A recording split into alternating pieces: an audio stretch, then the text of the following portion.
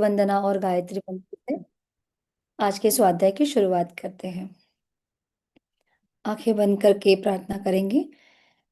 गुरुर्ब्रह्मा गुरुर्विष्णु गुरुर्देवो महेश्वरा गुरु साक्षात् परब्रह्म तस्मै श्री गुरवे नमः। ओम भूर्भुवः स्वः तत्सवितुर्वरेण्यं भर्गो देवस्य धीमहि धियो यो नः प्रचोदयात्। बहुत बहुत स्वागत है सबका। स्वाध्याय में अभी फिलहाल हम लोग एक छोटी पॉकेट बुक पढ़ रहे हैं जिसका टाइटल है बोलिए तो इस तरह। सानिका ने अभी इसकी शुरुआत की है और मुझे लगता है हम लोग अभी नए टॉपिक पर आए हैं जिसका टाइटल है उतना बोलिए जितना आवश्यक हो। मैं आप सबको बताना चाहूंगी कि इस बुक में हम देख रहे हैं कि किस तरह से हमें किसी से वार्तालाप करना चाहिए या हम जो भी रोज की इसमें बातें करते हैं या डिस्कशंस करते हैं किसी के साथ, तो वो किस तरह से होने चाहिए, किस तरह से हमें बोलना चाहिए। ये सारी बातों का अच्छी तरह से विश्लेषण गुरुदेव ने इस बुक में करने की कोशिश की है हमारे लिए, ताकि हमें कुछ समझे।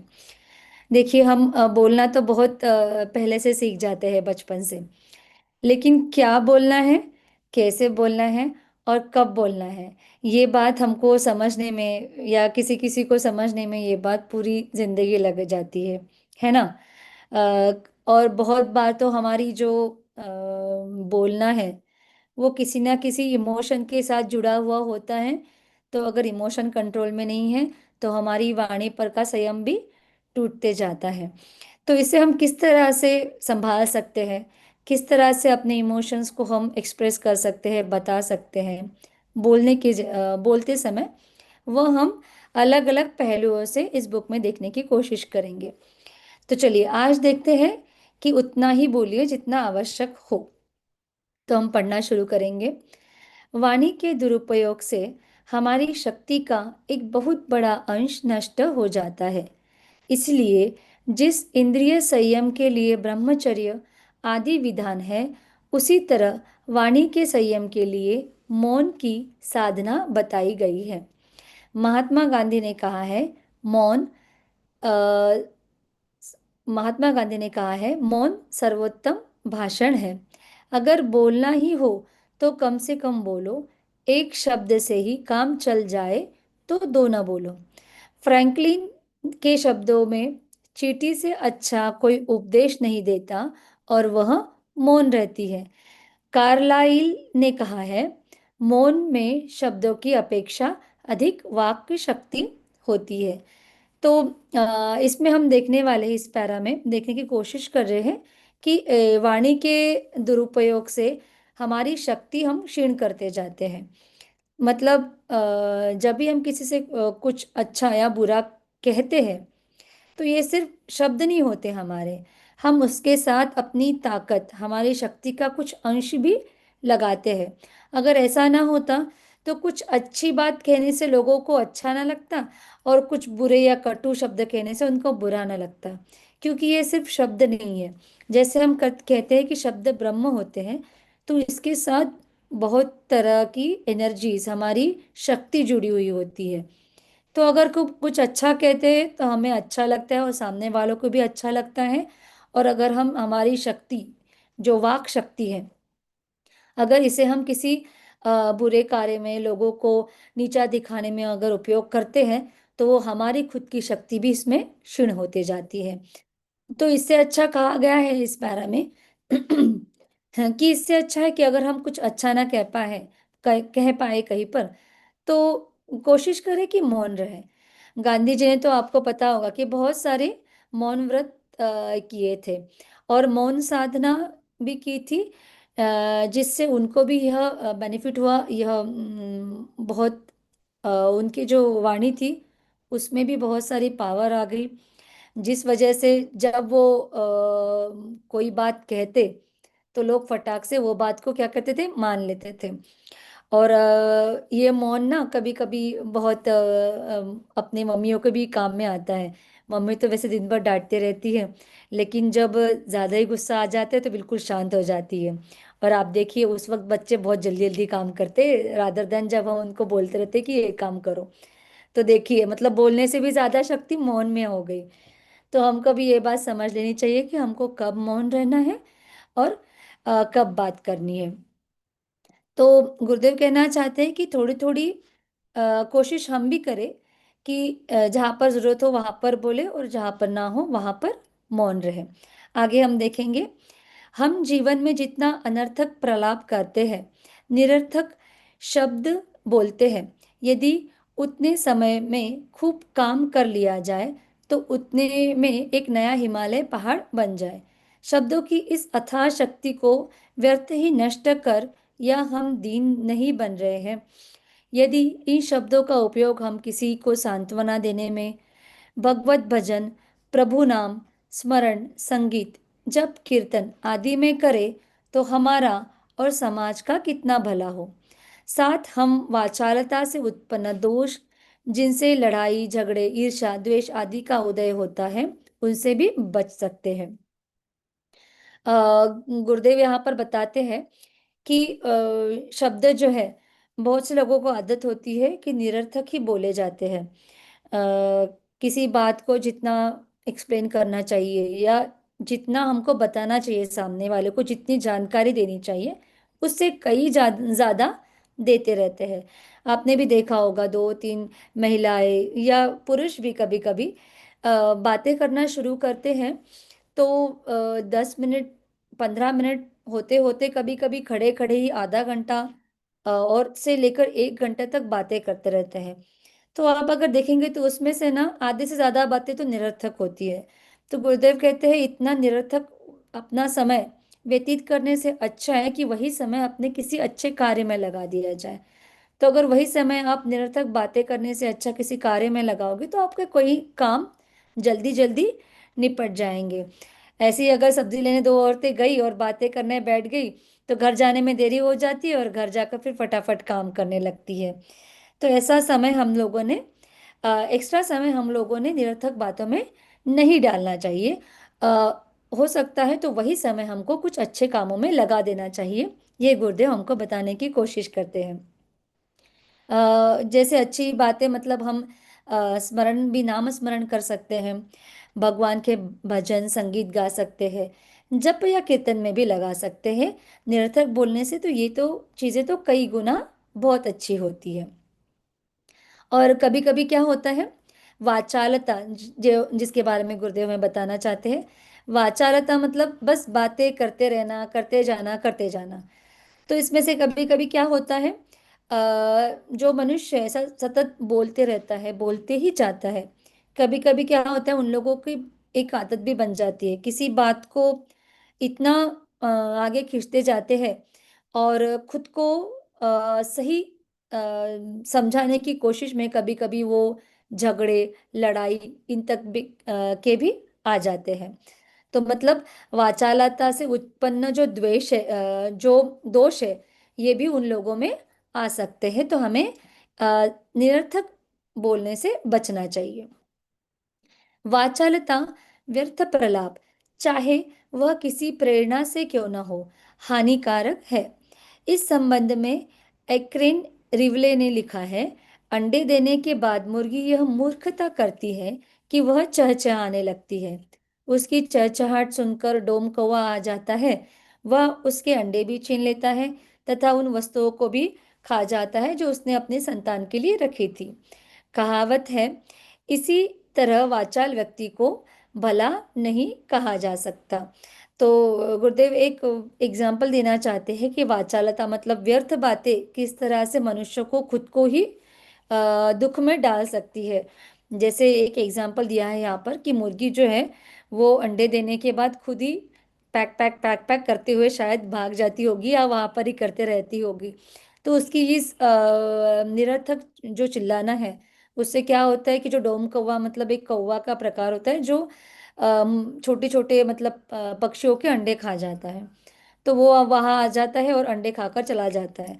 तो क्या हुआ, जो निरर्थक प्रलाप वो मुर्गी कर रही थी, उसकी वजह से उसने एक ऐसे इंसान को, ऐसी व्यक्ति को बुला लिया जो उसका नुकसान करके चला गया। तो इसी इसका मतलब हमसे, हम ये हमसे कहाँ पर जुड़ता है चीज, कि अगर हम भी निरर्थक किसी बातों को बोल रहे हैं और किसी ऐसे व्यक्ति के सामने जो हमारे बारे में शायद अच्छा ना समझता हो अपने मन में, अगर उसके साथ हम ऐसी चीजें शेयर कर रहे हैं जो नहीं करनी चाहिए, निरर्थक कर रहे हैं और थोड़ी ज्यादा ही कर रहे हैं जिसकी जरूरत हमें नहीं, मतलब नहीं करनी चाहिए, तो तो क्या होता है, ऐसा व्यक्ति हमारे बारे में जानकारी लेकर, अगर उसके मन में हमारे बारे में कोई भी गलत भावना है, तो हमारी ही बताई हुई इंफॉर्मेशन को हमारे लिए ही, हमारे विरुद्ध यूज कर सकता है। ये आज का जो हमारा इंटरनेट का भी जो युग है ना, इसमें भी ये बात लागू होती है। बहुत सारे, मतलब अगर माएँ हैं तो उनको भी, मतलब मैं बताना चाहूंगी कि वो अपने बच्चों से कहें जो फोन या इंटरनेट यूज करते हैं, तो देखिए, बोलना मतलब वही बात नहीं जो हम सामने सामने बोल रहे हैं। बहुत बार तो हम उन्हीं लोगों से वार्तालाप करते हैं प्रत्यक्ष, जो लोगों को हम जानते हैं। लेकिन आजकल बोलने का एक और तरीका है जो टेक्स्ट के फॉर्मेट में हम यूज करते हैं, बराबर। हम मैसेज कर कर भी लोगों से बोलते हैं। तो ये बात समझ लीजिए, वहां पर भी हमें बहुत ध्यान से सारी चीजों को शेयर करना है। ठीक है। कोई चीज होने से पहले ही, मतलब अगर सोशल मीडिया इतना वास्ट हो गया है, सिर्फ व्हाट्सएप नहीं, व्हाट्सएप पर तो वही लोग रहते हैं ज्यादातर जो हमको पहचानते हैं। लेकिन अगर आप फेसबुक या इंस्टाग्राम इन जैसी सोशल मीडिया की बात करें, तो वहां पर ना जो लोग हमको नहीं भी जानते, और शायद जिसमें से कुछ लोगों के इंटेंशन, मतलब बुरे भी हो सकते हैं, ऐसे लोग भी हम लोगों को कभी देख सकते हैं या हमारे बारे में पढ़ सकते हैं, जान सकते हैं। तो इस वक्त जितने भी, मतलब हम लोग हैं या फिर माएँ हैं या जुड़े हैं हम लोगों से अभी स्वाध्याय में, वो ध्यान रखे, अपने बच्चों को बताए कि जो इन्फॉर्मेशन है इस खुद के बारे में, वो ज़रूरत की है उतनी ही दे, उससे ज़्यादा अपने बारे में, अपने परिवार के बारे में सोशल मीडिया पर ना डालें। मतलब इस तरह की भी बातें एक्स्ट्रा कहना हम लोगों को टालना चाहिए। ठीक है, तो चलो आगे पढ़ते हैं। संत ईसा ने कहा था, अपने द्वारा बोले गए प्रत्येक बुरे शब्द के लिए मनुष्य को फैसले के दिन सफाई देनी होगी, और बुरे शब्दों से हम मौन के द्वारा ही बच सकते हैं। तो ईसा मसीह कहते हैं कि जैसे हम बोलते हैं ना कि अपने कर्मों का फल जो है, ये हमको यहीं पर भुगतना पड़ता है, तो ईसा मसीह ने कहा है कि हम जो बोलते हैं दूसरे को, अच्छे या बुरे शब्द, तो उनका भी हिसाब हमको भगवान के पास, मतलब देना पड़ता है। जैसे हम कर्मों का हिसाब करते हैं, तो ये एक हमारा कर्म ही हो गया कि हम किसी को बोलकर, अच्छा बोलकर उन्हें प्रसन्न महसूस कराते हैं, या फिर उनको दुख देते हैं बोलकर भी। तो ईसा मसीह कहते हैं कि इस बात का भी हमको हिसाब देना पड़ता है या सफाई देनी पड़ती है। चलो, आगे का हमारा टॉपिक है वार्तालाप और व्यवहार में यह भी ध्यान रखिए। तो हमको अभी देखना है कि बोलते समय हमें किन किन बातों का ध्यान रखना चाहिए। तो जैसे हम सबको पता है कि वाणी जो है, बोलना जो है, ये एक प्रकार का हमारा संचार का माध्यम है। इसी के माध्यम से हम एक दूसरे से बात करते हैं, किसी बात को शेयर करते हैं। तो लेकिन ये करते समय, ये वार्तालाप करते समय किस किस चीज़ों का हमें ध्यान रखना चाहिए, ये हम आगे देखेंगे। समाज का सहयोग प्राप्त करना, लोकप्रिय बनना मानव जीवन में एक आवश्यक बात है। वर्तमान युग में जबकि विस्तृत मानव समाज परस्पर निकट संपर्क में आता जा रहा है, राष्ट्रों, द्वीपों, महाद्वीपों की दूरी घटकर उनका संबंध पड़ोसियों की तरह होता जा रहा है। विज्ञान और भौतिक प्रगति में ने मनुष्य का कार्यक्षेत्र व्यापक बना दिया है। ऐसी स्थिति में लोकप्रियता की बात भी व्यापक और महत्वपूर्ण बन गई है। यही मैंने जो अभी आपसे बोला कि जिस तरह से हम अभी सोशल मीडिया की वजह से हम बहुत दूर दूर के लोगों से, है ना, कनेक्ट हो गए हैं। तो यहाँ पर कहीं कहीं लिमिटेशन, कहीं कहीं ये भी संभावना होती है कि जिन लोगों को हम नहीं पहचानते हम उससे भी कनेक्टेड रहते हैं। तो इसलिए ये ज़्यादा ज़रूरी हो गया है हम लोगों को कि किस तरह से हम दूसरों से वार्तालाप करते हैं, कम्युनिकेट करते हैं। ठीक है, क्योंकि हमारी एक भी बुरी बात, मतलब बोली हुई, बिना सोचकर बोली हुई बात किसी को बहुत दुख दे सकती है। तो ऐसा करने से हमें बचना चाहिए। क्योंकि आजकल क्या हो गया है, लोकप्रियता, मतलब खुद की लोकप्रियता ज्यादा होनी चाहिए, इसके लिए लोग जो चाहे वो करने को तैयार हो गए हैं। उसके लिए वो कभी किसी की चापलूसी करते हैं, तो कभी किसी के बारे में बुरा बोलने के लिए एक क्षण के लिए भी नहीं सोचते। तो ऐसा हमको नहीं करना है। क्योंकि जो व्यक्ति, आगे पढ़ेंगे, जो व्यक्ति जितना लोकप्रिय होगा, जिसको समाज का सहयोग जितने बड़े रूप में मिलेगा, वह उतना ही महान बन सकेगा। समाज का सहयोग, लोकप्रियता, मनुष्य के अपने ही प्रयत्न, व्यवहार, दूसरों से मधुर संबंध, सहयोग, सहिष्णुता की भावना तथा अन्य सद्गुणों पर निर्भर है। इसके लिए अपने सोचने में, काम करने में, दैनिक व्यवहार में बहुत सुधार करना पड़ता है। तो गुरुदेव बताने की कोशिश कर रहे हैं कि हमको ना, हम सोशल, जैसे हम कहते हैं कि human is a social animal. तो हम सोशली इतने कनेक्टेड होते हैं लोगों से। तो हम जितना अच्छा बोलेंगे, आप देखते हैं जो व्यक्ति जितना मधुर और शीतलता पूर्वक बोलता है, जैसे जैसे हमारी दीदी लोग हैं, बड़े दीदी लोग इतने अच्छे से प्यार से बात करते हैं कि नए लोग भी उनसे बिल्कुल कोई बात शेयर करते समय बिल्कुल भी, मतलब उनको कोई झिझक नहीं होती। ठीक है। तो ऐसे लोगों से क्या होता है, ऐसे लोगों से ज़्यादा लोग अगर जुड़ते हैं, तो अगर हम भी अपनी वाणी मधुर और अच्छी रखें, दूसरों के प्रति सहिष्णुता का भाव दिखाए, तो लोग हमसे ज़्यादा जुड़ेंगे और एक दूसरे से हम अच्छी तरह से संबंध प्रस्थापित कर सकेंगे। क्योंकि हमारे संबंधों का आधार ही हमारी वाणी होती है, हमारा वार्तालाप होता है। आगे देखेंगे, अपने पड़ोसियों, मिलने जुलने वालों तथा संपर्क में आने वालों व्यक्तियों से निकट संबंध बढ़ाए जाए। उनके सुख दुख, हानि लाभ, चिंता समस्याएं आदि में अपनी अभिरुचि प्रकट करते हुए उनके लिए सहानुभूति सहयोग के प्रयास करना, उन्हें उचित सलाह देकर सहृदयता पूर्वक उनके दुख दर्द को दूर करने का प्रयत्न करना चाहिए। इससे दूसरों को अपना बनाया जा सकता है। यदि किसी के दुख दर्द दूर करने में इस तरह मदद की जाए, तो उस व्यक्ति की सहानुभूति, आत्मीयता, सहयोग स्वतः ही मिल जाते हैं। इस तरह के व्यक्तियों का क्षेत्र व्यापक हो जाता है, तो मनुष्य उतना ही लोकप्रिय बन जाता है।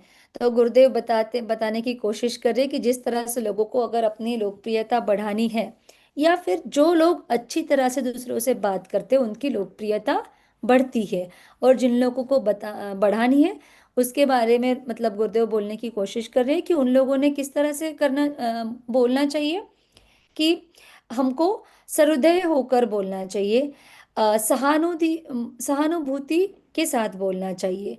सहृदयता पूर्वक मतलब हम जो जिससे बात कर रहे हैं, अगर वो व्यक्ति हमसे कुछ शेयर करना चाहते हैं, कोई बात हमसे बताना चाहता है, तो जो वो बात बताने की कोशिश करता है, तो पहली बात तो हम यह करें कि उसकी बात पूरी तरह से सुन ले, और उसकी बात सुनते समय उसको फटाक से जवाब देने की के हिसाब से ना सुने, बल्कि इस तरह सुने कि हम उसकी बात को पहले तो समझ सके, सहृदय होकर समझ सके। मतलब उसका दुख दर्द अगर कुछ वो शेयर कर रहा है, तो उसको सहृदयता पूर्वक, मतलब इस तरह से कि ये दुख, मतलब उसका दर्द हम शेयर कर रहे हैं, बांट रहे हैं, इस तरह से होकर सुने। और उसके बाद उसके लिए सहानुभूति दर्शाते हुए हम उससे वार्तालाप करें।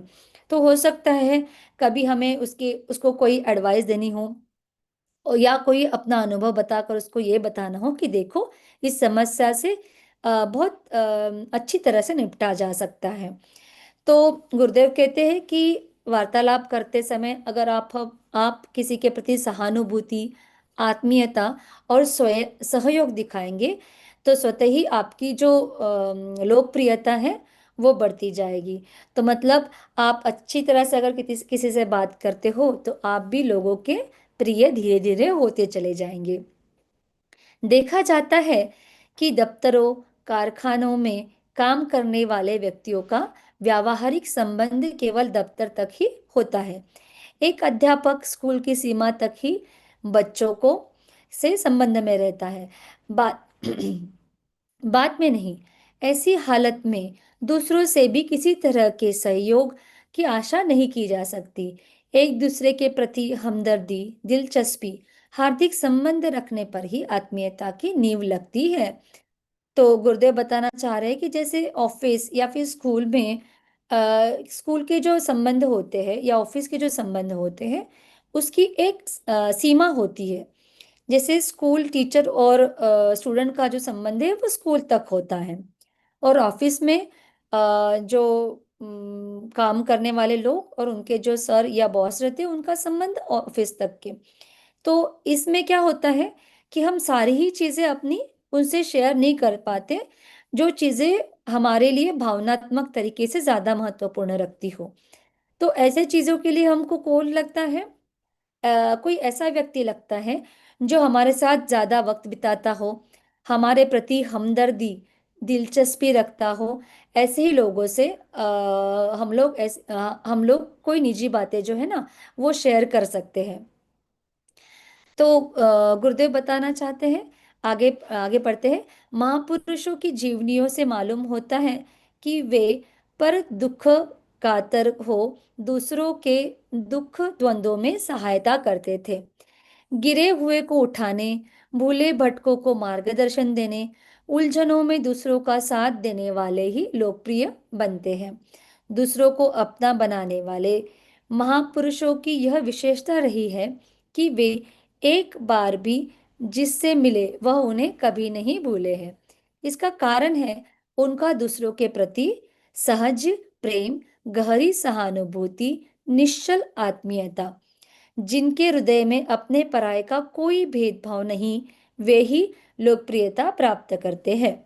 स्वार्थी, औपचारिक व्यवहार करने वाला, शुष्क हृदय व्यक्ति दूसरों को अपना नहीं बना सकता।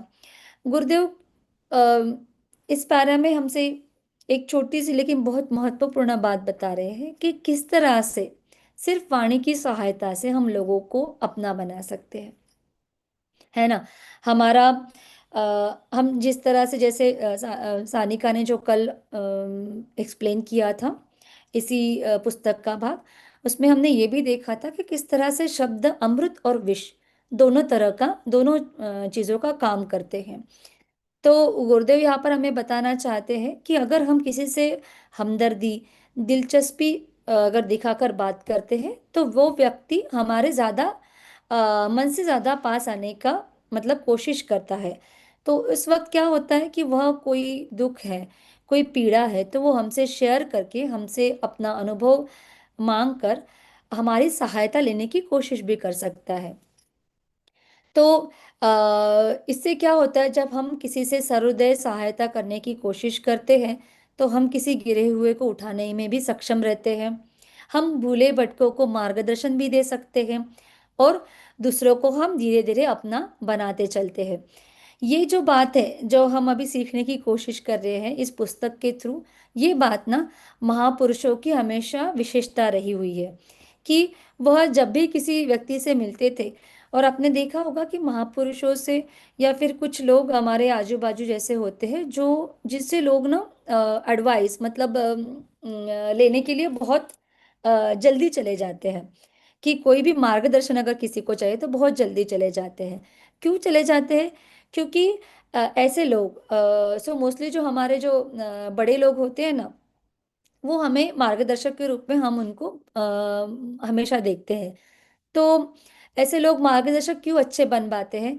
क्योंकि इन लोगों के हृदय में, जैसे महापुरुषों के हृदय में गुरुदेव ने भी बताया, इन लोगों के हृदय में दूसरों के प्रति सहज प्रेम होता है, गहरी सहानुभूति होती है और निश्चल आत्मीयता होती है। ये सारी चीजें उनके हृदय में पता है क्यों हो पाती है? क्योंकि वो अपन मतलब अपने लोगों में, उनके पास के जो लोग हैं उनमें और दूसरों में कभी भी भेदभाव नहीं करते। वो हर किसी को, जिस तरह से परमात्मा परमेश्वर हम सब लोगों को अपने बच्चे समझते हैं, गुरुदेव भी हम किसी में कोई भेदभाव नहीं करते। भले ही हम एक माला करें रोज की या 3 माला करें, ज्यादा जाप करे या फिर कम यज्ञ करे, तो वो हमको एक एक जैसा ही, बिल्कुल सबको, सब बच्चों को एक जैसा ही देखते हैं। बस ये तो होता है कि ये हमारे कर्म है, अगर हम ज्यादा अच्छे कर्म करेंगे तो हमको ज्यादा अच्छा फल मिलता है, कम करेंगे तो कम मिलता है। लेकिन गुरुदेव और महापुरुष और हमारे माता पिता, ये अपने सारे बच्चों को एक ही जैसे देखते हैं।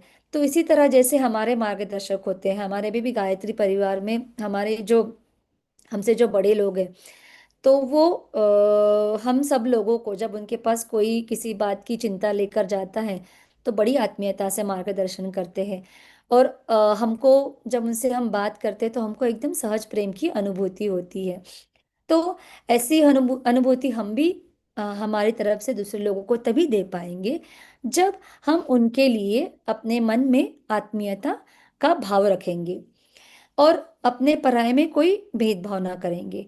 और सबसे महत्वपूर्ण बात, कि हम जब किसी को कोई मार्गदर्शन करते हैं तो वो करते समय, वो बात बताते समय अपनी अ, जो सेल्फिशनेस हम जिसको बोलते हैं, उसे हम हिंदी में क्या कहेंगे, कि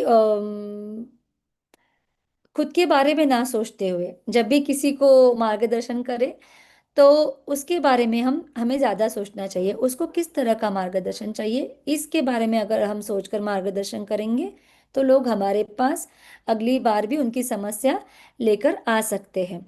और हमको स्वार्थी औपचारिक व्यवहार करने वाला ना बनते हुए परोपकारी रूप से हमको दूसरों को मार्गदर्शन करना चाहिए। आगे का पैरा एक पढ़ लेते हैं। जब किसी में कोई सद्गुण देखे, उसे कोई सत्कर्म करता पावे, तो उसकी उचित प्रशंसा करने में भी न चूका जाए। इसके लिए अपना दृष्टिकोण सदैव शुभदर्शी और उदार बनाया जाए।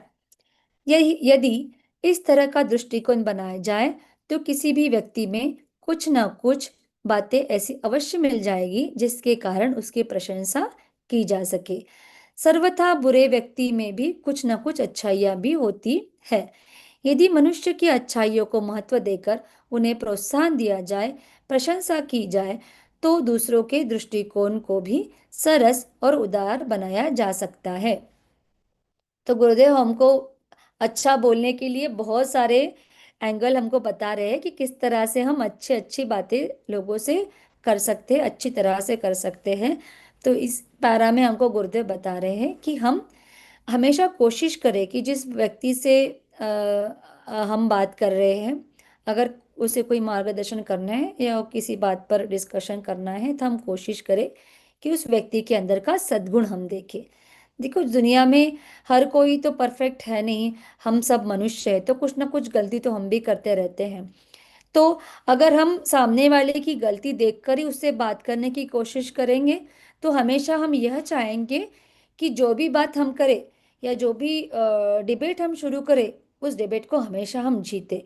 और जब हम जीतने की कोशिश करते हुए बात या वार्तालाप करते हैं, तो सामने वाले को हमेशा नीचा दिखाने की कोशिश करते हैं। और ऐसा करने करने में हम अपनी जो सरलता है वो खो बैठते हैं, हम स्वार्थी बनते जाते हैं। तो ऐसा हमें कतई न करना है। तो कैसा करना है, कि हमें हमेशा सामने वाले का सद्गुण देखना है। और जहाँ पर कोई अच्छी बात कोई करता दिखे, भले हमसे छोटा हो, हमसे बड़ा हो या समवयस्क हो, तो उसे क्या करना चाहिए, हमेशा उसकी प्रशंसा भी उस वक्त जरूर करनी चाहिए। ये गुरुदेव बताते हैं।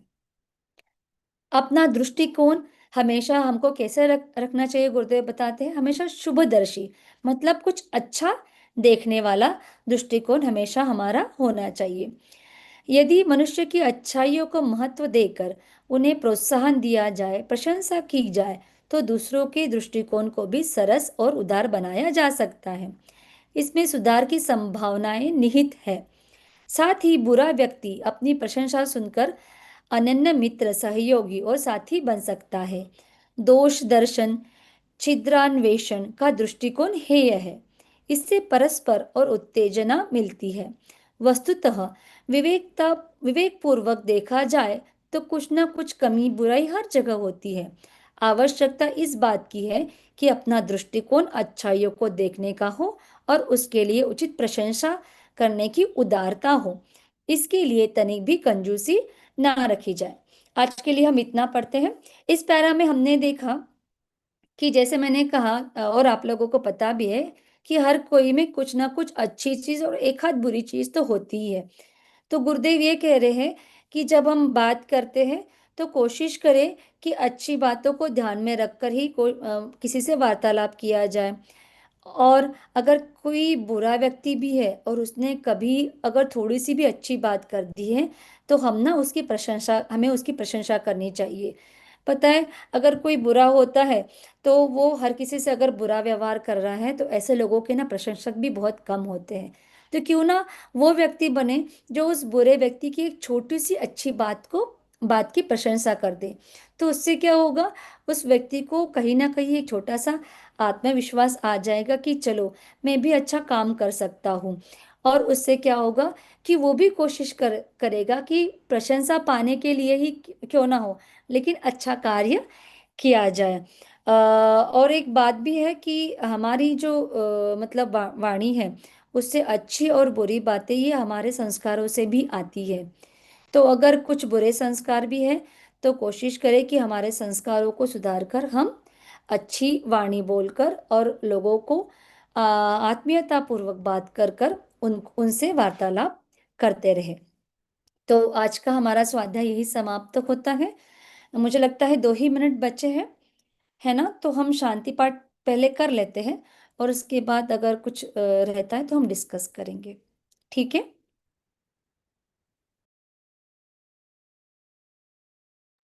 हाँ दीदी, अभी ना 1 मिनट बाकी है, हम लोग शांति पाठ कर लेते हैं। शांति पाठ कर हाँ। लेते हैं, ठीक है।